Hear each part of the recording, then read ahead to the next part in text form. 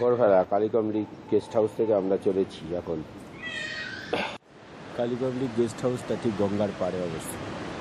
এই কালীকমলি গেস্ট হাউসটা ঠিক গঙ্গার পাড়েই অবস্থিত। গঙ্গাওয়ালা ভুল, ভাগীরথীর পাড়ে। গতকাল আমরা যখন এখানে এসে পৌঁছেছিলাম তখন প্রায় সন্ধে হয়ে গেছিল, ফলে তখন কোনো ছবি তোলা হয়নি। এখানে আমরা একটা 2 কামরার ফ্ল্যাট মতো নিয়েছিলাম, মাত্র 600 টাকা ভাড়া। তাতে আমাদের 6 জনে খুব ভালোভাবে।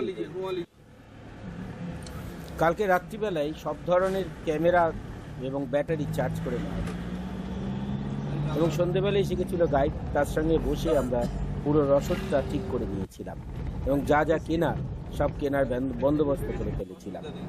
আজকে সকালবেলা আমরা চললাম গঙ্গোত্রীর উদ্দেশ্যে। সেখানেই আমাদের পোর্টাররা অন্য গাড়িতে এসে আমাদের সঙ্গে মিলিত হবে। দাবি দাওয়া নিয়ে আন্দোলন চলছে বোধহয়। বিশাল গ্যাং।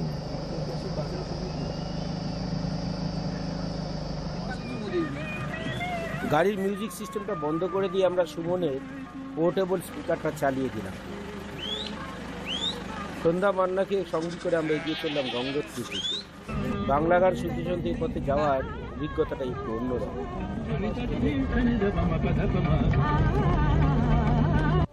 আমরা সূর্য ওঠার আগেই রওনা দিয়েছিলাম। ধীরে ধীরে সূর্যদেব উঠতে লাগলো, চারদিকটা আলোর বন্যায় ভেসে যেতে লাগলো। একটা জায়গায় আপেল দেখে আমরা নেমে পড়লাম গাড়ি থেকে, আপেল কিনবো।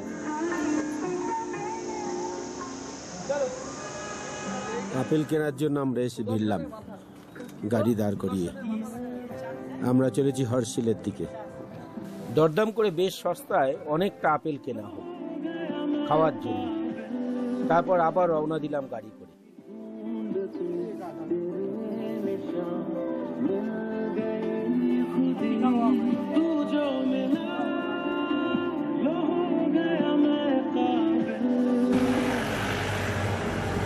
এখানেই দেখা পেলাম এই অদ্ভুত ফুলটা। এই রুক্ষ এলাকায় এরকম একটা ফুল ভাবা যায় না, দূর থেকে দেখলে এর মজাটা পাওয়া যায় না, কাছে গেলে বোঝা যায় এর সৌন্দর্যটা কতটা সুন্দর। আর একটা অদ্ভুত দর্শন ফুল নজরে দেখলে যেন মনে হয় পাট দিয়ে ফুলটা বানিয়ে একটা কাঠির মাথায় আটকে রাখা হয়েছে, ভারী সুন্দর।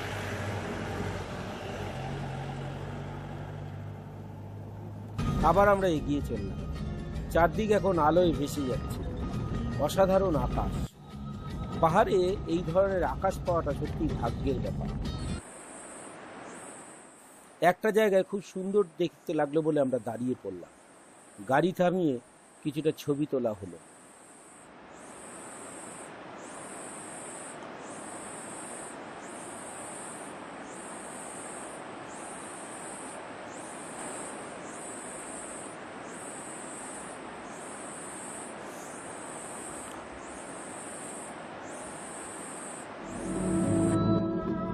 আবার চলা শুরু হলো। ভাগীরথীকে বাদিকে রেখে আমাদের গাড়ি এগিয়ে চলল দ্রুত বেগে। শোনো গানটা।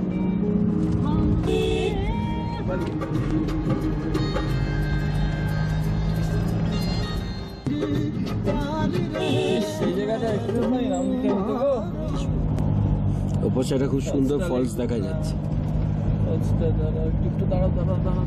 আবার কিছুটা এগোতেই একটা খুব সুন্দর জায়গা চোখে পড়ল। আমরাও গাড়ি থামিয়ে নেমে পড়লাম নিচের ভ্যালিটার ছবি তুলতে।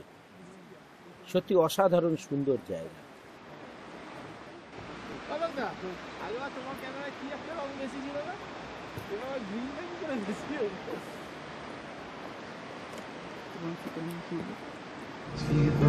আবার গান শুনতে শুনতে অসাধারণ রাস্তা দিয়ে আমরা এগিয়ে চললাম দ্রুত বেগে গঙ্গোত্রী। কাল থেকে আমরা যতটা রাস্তা এসেছি পুরো রাস্তাটাই খুব সুন্দর। এখানেও রাস্তাটা ভালো, তবে এই রাস্তাটা চওড়া করার কাজ চলছে, তাই একটু ধুলো। এসে পৌঁছলাম গঙ্গোত্রী।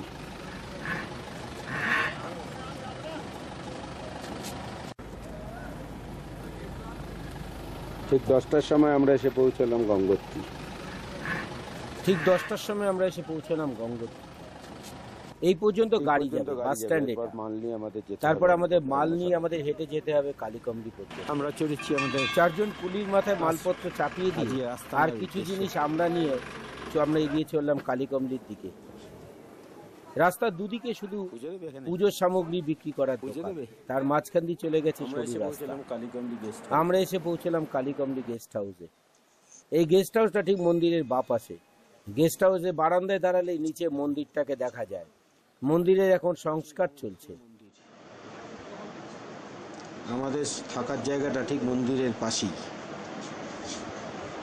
এখানে বারান্দা দিয়ে দেখা যায় পাহাড় চূড়ায়। গেস্ট হাউসের বারান্দায় দাঁড়ালেই সামনে দেখা যায় সুদর্শন পর্বতকে। এই পর্বতের দিকে তাকালেই বোঝা যাবে নামকরণের সার্থকতা। সত্যিই সুদর্শন। এবং এই গেস্ট হাউসের বারান্দা থেকে পুরো গঙ্গোত্রীটাকে একদম ছবির মতো সুন্দর দেখায়।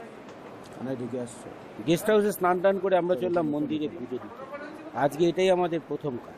এখনো আমাদের কুলিরা এসে পৌঁছয়নি। খুবই অনাড়ম্বর একটি মন্দির, অসাধারণ কারুকার্য এখানে পাবেন না, কিন্তু স্থান মাহাত্ম্যে অসাধারণ সুন্দর লাগে। আর আজকের আবহাওয়া এতটা সুন্দর যে মন্দিরটাকে অনন্য সুন্দর লাগছে। আমরা এখন গঙ্গোত্রীতে 10টার সময় এসে পৌঁছেছি গঙ্গোত্রী। আজ এখানেই থাকবো। এখান থেকে কুলিরা আসবে, তাদেরকে সব কিছু বুঝিয়ে দিয়ে পরদিন থেকে আমাদের হাঁটা শুরু হবে। অতিরিক্ত মালপত্র এখানেই রেখে যাওয়া হবে। হিন্দুদের কাছে গঙ্গোত্রী অতি পবিত্র একটি তীর্থস্থান। এই পর্যন্ত এখন গাড়ি আসে বলে এখনও প্রচুর পুণ্যার্থী এখানে আসে, কিন্তু এর পরের রাস্তাটাই কঠিন হাঁটা পথ, ফলে সেই পথে খুব কম লোকই যায়।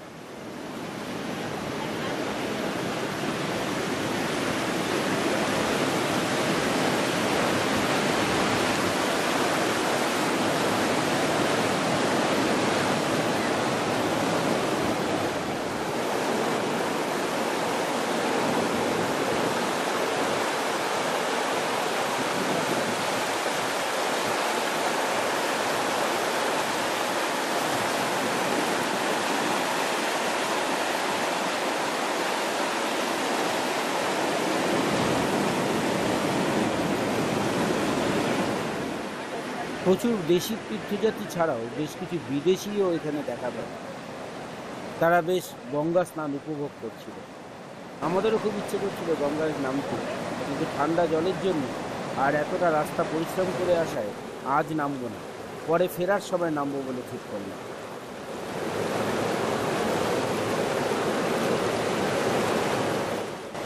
অনেকে এখানে এসে পূর্বপুরুষের আত্মার মুক্তির জন্য পূজা দিয়ে থাকে। এরকম বেশ কিছু লোককে আমরা দেখলাম।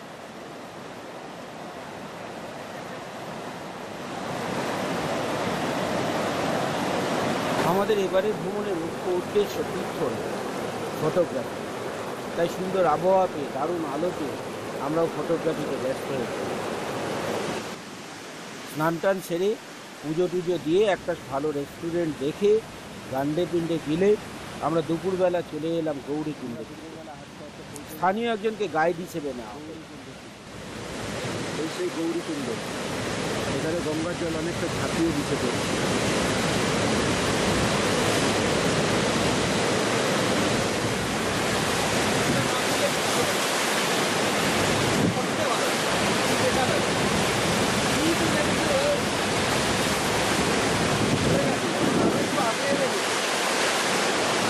এই সেই গৌরীকুণ্ড, প্রায় 10 ফুট ওপর থেকে জল নিচে গিয়ে পড়ছে।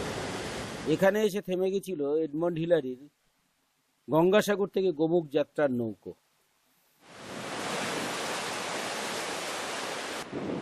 গৌরীকুণ্ডের আশেপাশে বেশ কিছু আপেল গাছ নজরে পড়ল। আমরা তো সচরাচর আপেল গাছ দেখি না, তাই আমরাও ঝাঁপিয়ে পড়লাম ফটো। অনেক আপেল গাছ দেখা যায়।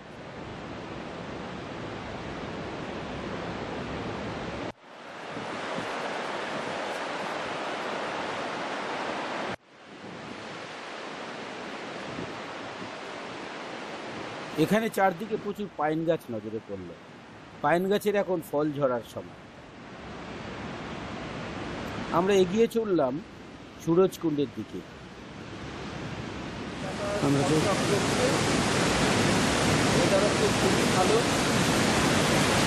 আমরা এখন দাঁড়িয়ে আছি সুরজকুণ্ডের কাছে। এখানে গঙ্গার জল তীব্র বেগে নেমে পড়ছে নিচে। এটাই সূর্যকুণ্ড। এখানেই জল এদিক থেকে এসে তীব্র বেগে ঝাঁপিয়ে পড়ছে নিচে। আমরা এসে পৌঁছলাম সুরজকুণ্ড। এখানে জল একটা ছোট ফাটল দিয়ে তীব্র বেগে নিচে এসে পড়ছে। অসাধারণ সুন্দর প্রাকৃতিক দৃশ্য, এবং আজকে আলোটাও খুব ভালো। আলো ঝলমলে সুরজকুণ্ড সত্যি তাকে উপভোগ করতে পারে। সুরজকুণ্ডের পরই গৌরীকুণ্ড। সুরজকুণ্ড পার হয়ে জল এগিয়ে চলেছে গৌরীকুণ্ড।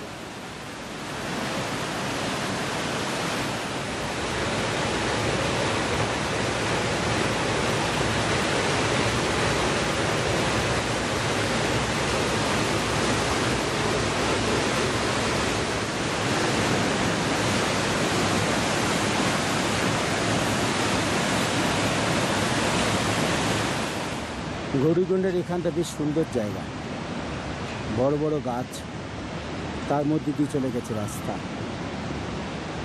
আমরা এখন চলেছি পাণ্ডব গুহার দিকে। এখান থেকে 1.5 কিলোমিটার। সুরজকুণ্ডের পর আমরা চলেছি পাণ্ডব গুহার দিকে। এই পথটা 1.5 কিলোমিটার, কিন্তু খুব একটা চড়াই উতরাই নেই। মোটামুটি পাইন বনের মধ্যে দিয়ে খুব মনোরম পথ, হাঁটতে বেশ ভালো লাগে। আমরা পাণ্ডব গুহার দিকে চলেছি। মোট 1.5 কিলোমিটার পথ। আমরা অনেকটাই এসে গিয়েছি। খুব একটা চড়াই উতরাই নেই, সহজ সহজ পথ।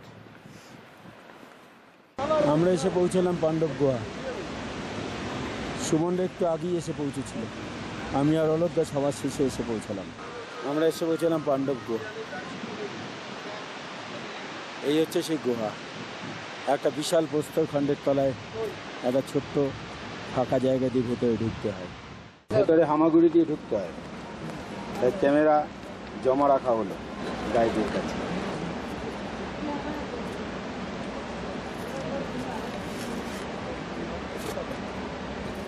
আমার পালা। আমি চললাম আস্তে আস্তে গুহার মধ্যে ঢুকতে। মধ্যে ঢুকে পড়েছি। হামা দিয়ে দিয়ে যেতে হচ্ছে প্রায় উবু হয়ে। ভেতরে একটা ছোট মন্দির মতো আছে। এখানটা বেশ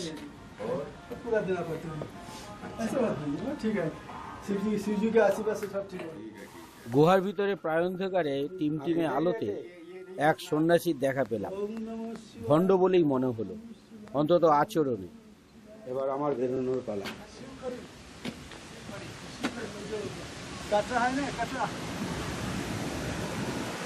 পাণ্ডব গুহা থেকে আমরা ফিরে চলেছি। এক বিশাল প্রস্তরখণ্ডের তলায় পাণ্ডব গুহা।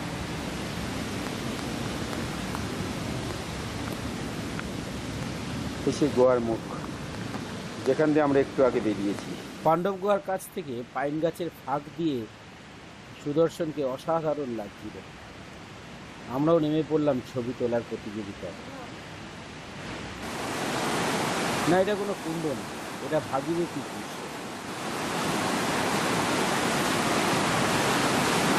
সুদর্শন পর্বত এখন ঝকঝক করছে। সত্যি একে সুদর্শনই বলা যায়।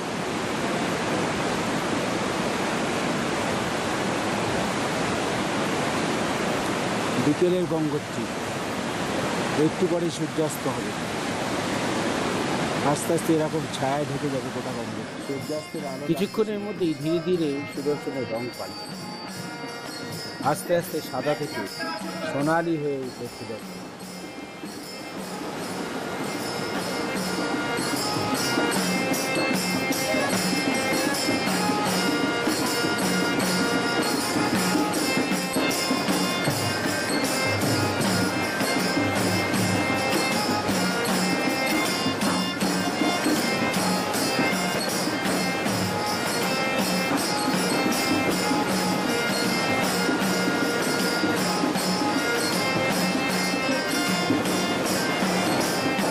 দেখলে মনে হবে যেন পাহাড় চূড়ায় আগুন লেগে যায়। ক্রমশ রংটা তামাটে বর্ণ ধারণ করবে। আর এদিকে সন্ধে হয়ে আসার সঙ্গে সঙ্গে গঙ্গা বন্দনা শুরু হবে।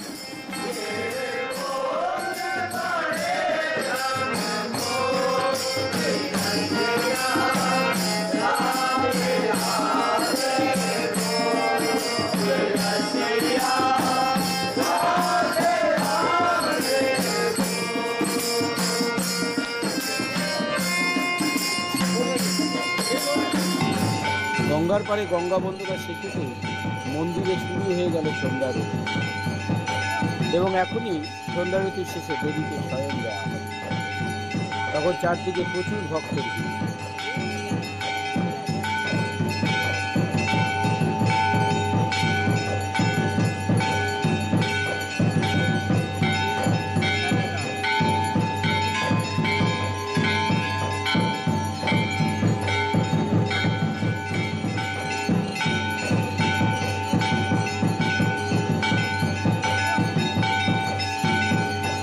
কাসর ঘণ্টা এবং ভক্তদের উপস্থিতিতে একটা অন্যরকম পরিবেশ রচনা হয়েছে। মন্দিরের কাসর ঘণ্টার আওয়াজ চারিদিকে পাহাড় থেকে প্রতিধ্বনিত হয়ে একটা অন্যরকম পরিবেশ, অন্যরকম শব্দবন্ধ রচনা হয়েছে। এখানে মন্দিরে পুজো শেষে দেবতাকে রাজভোগ দেওয়া হয় এবং সেই রাজভোগ বিক্রি হয় 51 টাকা। খুব সামান্য কয়েকজনে সেই রাজভোগ পেয়ে। আমি বিশেষ কৌতূহলবশত দেবীর রাজভোগ কিরকম হয় সেটা জানার জন্য একটা রাজভোগের টিকিট কেটেছিলাম।